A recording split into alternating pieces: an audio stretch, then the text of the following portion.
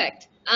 Trying to understand now, of course, and you also agree, and I think many of us are also well read because I'm very particular on what I put on my dog, just as important as what I put into my dog. So I know there have been a lot of published researches, right, on the benefits of certain kind of harnesses, especially focusing on the edge harness. So I know hedge harness is known to reduce neck pressure, better for reactive dogs, just helps encourage positive reinforcements without actually tugging on them on the shoulder joints, tugging on them in a little difficult manner, poor things. Right? I know it is very supportive for natural movement, natural walking movement. You can just put on an edge harness and leave it there. If they're around at home, you have guests, it's just easy to hold them back without it straining anything. I'd like to get your thoughts on this, right? Because we do get a lot of questions, and I speak on behalf of Hazel and Co. We get a lot of questions on, hey, I'd really like a no pull harness because I'd like a no pull harness with 1.5-inch width. My dog is like this. I'd like it personalized. I'd like a no pull harness. My lab pulls. Yeah. Um, so there's a reason we have like 5 6 research papers from 2018 to 2023 that we've held on to and manufactured accordingly. But I'd like to get your thoughts on what you'd recommend as an edge harness, sorry, as an harness actually. As a gear, as a walking gear, let's talk about the Let's do bigger. that. So, thank you so much. I mean, I love this topic as well. So, whenever I'm talking about dogs pulling on leash, right? So, Mhm. dogs pull on leash for a lot of reasons, for a lot of different reasons. I mean, maybe that's the best part of their day. That's the Yeah, only time they get to get out of the house. That is the only exercise that they get. Or he's an adolescent, the dog is an adolescent, or a puppy who is exploring, etc. You walk so far, you walk uh, so slow. The yeah, dog walks fast. So there are so many reasons. There are so many reasons, and putting on a flat collar or putting on a martingale for that sake on the dog's sensitive neck that houses all the trachea, the vocal yeah, cords, the nerves and the veins that carry blood to the eyeballs and the brain. All of that is packed here and it's sensitive. yeah, Why use a flat collar or a martingale only to add discomfort so the dog stops pulling? So the dog stops pulling for the moment is very important. The dog stops pulling for the moment to avoid discomfort on the neck. yeah. And that is not really, I mean, we were just talking about this, this is not really the best kind of approach given the long term opportunity, right? Mhm. So coming back to harness, why I love using harnesses and I recommend like everybody to use it. So there can be pros and there can be cons, and using a well fitted, the best kind of harness for a dog is very important. So there are so many, there are, I mean, I hate the fact that the whole industry is so unregulated, and there are so many brands for everything, and they don't really have things right. Yeah. Even if it's an edge harness, uh, it's not. I mean, oh my God. I mean, it has a very flimsy back back support, Right. and Yeah. with the leash, the back support is just moving around on the over, or all over the ribs. No, Mm. not very good. So okay, coming back to I have a lot of like I have that fight to pick with. Okay, why is the industry so unregulated? Coming back to there are a lot of harnesses available in the market. The most favorite and the most marketable harness there out there is the Noble harness. Okay. So it's easy to put on, as you would say. So basically, it's the first harness that you can see on the screen. So that's the Noble harness. So what it does is basically it sits on a dog's shoulders, restricting movement. Yeah. Right. And second is it sits on the front sensitive part, on the neck part above the neck bone, and it is restricting so the dog doesn't pull forward. Yeah. So what happens with these restrictive harnesses when used over a period of time is that there is a lot of soreness in muscles, joints. the dog is not able to move, relax properly when out on a walk, the dog is going to even pull more harder in that. And you will have to pull back harder than that. Yeah.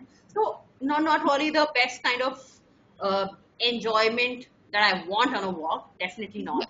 Second one that you can see on the screen is a step-in model where the dog's limbs go in through the loops and then it is clipped on the back and the leash is attached. So what happens here again is that uh, a to put it on a dog, it is very it involves a lot of physical manipulation, Yeah. and I don't really like that. I mean, I find it aversive. I would find that aversive if somebody does that to me, like picking up your dog's legs and then putting in the harness. It's absolutely not required, especially Yeah. for a dog, because what happens is eventually the dog starts moving their hands away or starts biting on the hands away, mouthing to stop that. Or there's a lot of fidgety movements that Yeah. happen when it comes the harness drama, right? Mm. Unnecessary. Avoid it, because what is dog? The dog is already associating all that ruckus with you, right? Mm. Right? The negative associations that okay, the person is coming, and then the person will pick my hand, No. physically maneuver me. Not required. Then Yeah. coming back to this, the step-in model. So basically, if you can see, the step-in model sits exactly in the uh, behind the elbow, like behind. What I mean, I'm short on words. What is that point called? It's exactly in that. It sits right. Uh, I feel like it's that limb joint, like right around the joint of the four limbs. Um, uh, do we want the actual term for it? I can quickly Google it. yes. I'm so sorry. I'm so sorry. I mean, it's That's just. totally fine. Let's uh, Google it. Totally fine. Yeah. so all right, leave it. So basically it sits right in the underarm of the dog, and it's Okay. going to be irritating to the dog. the f- Mm. the, the above part actually again sits on the shoulder, Yeah. again restricting the movement. So these are not really the best or the best fitting harnesses available out there in the market. The only Hmm. safest option that we have as of now is the H harness. H harness. I mean, why?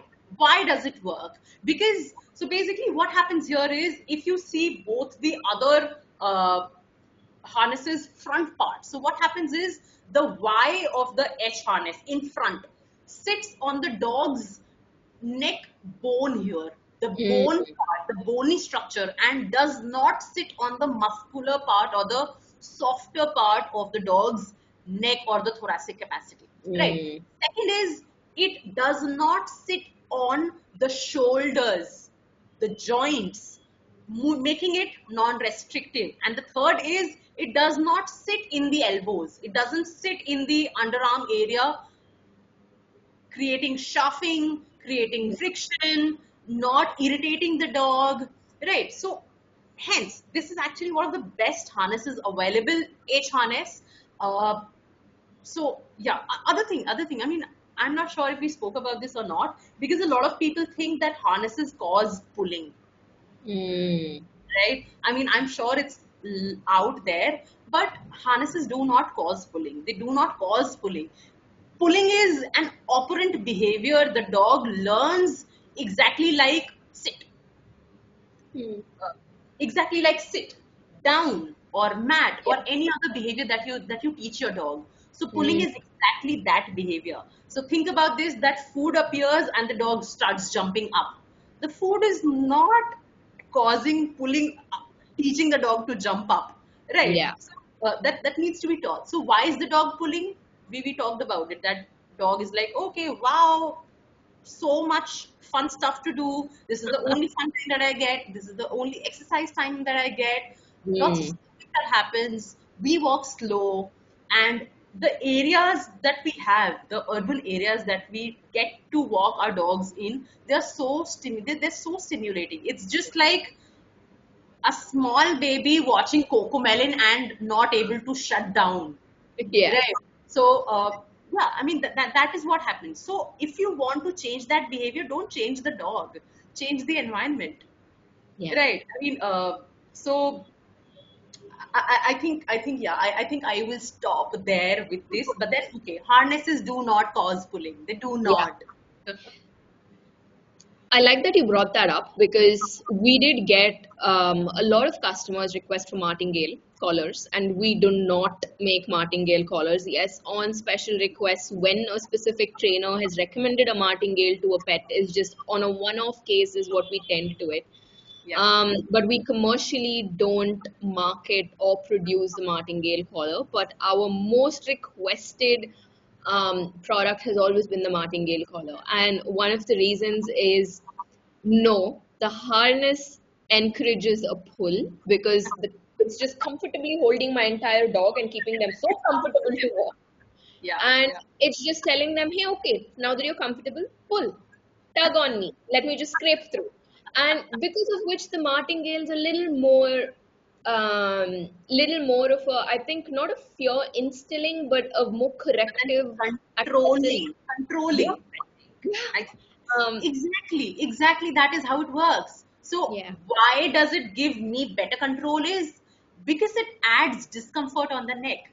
yeah. That is why the dog maybe stops pulling. Maybe is okay. So Russell, the last dog that I had, he would pull a lot, a Okay. lot.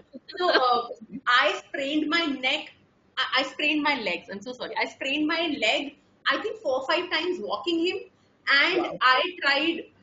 I moved to martingale collar just because of him, and then I was like, okay, let's walk him on a longer leash. And then what happened was we learned that okay, the training training him not to pull happens without the leash, without the collar. uh, why, I mean, building those skills before putting him out to test. So for example, yeah, basically teaching those skills what you would need outside on a walk, teaching them before you actually need it out on a walk. And Yeah, we moved on to an edge harness, and that was the best. And till date it's like the best thing I recommend to everybody. An edge harness and a longer leash, relatively longer leash, is actually one of the best things that you can use to teach any dog not to pull yeah. without causing them discomfort. Correct. I think that's the key. You definitely do not want to be instilling fear, controlling them by putting them through pain and discomfort. That's the saddest approach a pet parent can take. But I